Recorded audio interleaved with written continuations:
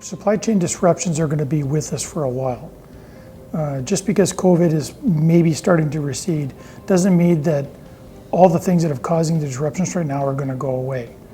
We can't just snap our fingers and produce 50,000 new truck drivers to help alleviate the trucking shortage. We can't just snap our fingers and bring oil prices down, to where they were a few years ago. Those circumstances are going to be with us for a bit.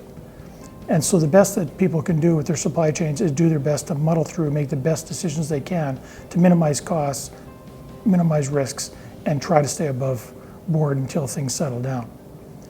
What they really need to do, what organizations that are really forward thinking need to do though, is start thinking about the structure of their supply chains, thinking about their people and where they had trouble during this past 18 months. And what do we need to do to change that structure?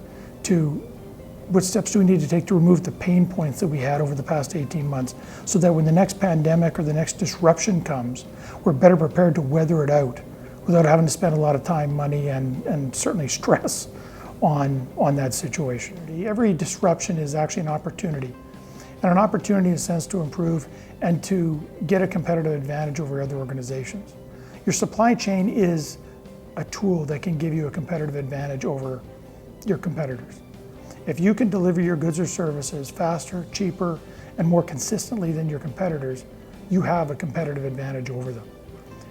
And that's where your supply chain can be a real strength. If you invest in your people, you invest in the tools that they use, you take a look at the process that you use to get your goods and services out the door, you have the opportunity to give yourself a competitive advantage in terms of price, quality, consistency, that all enhances your brand, all enhances your ability to grow your business and to find new business.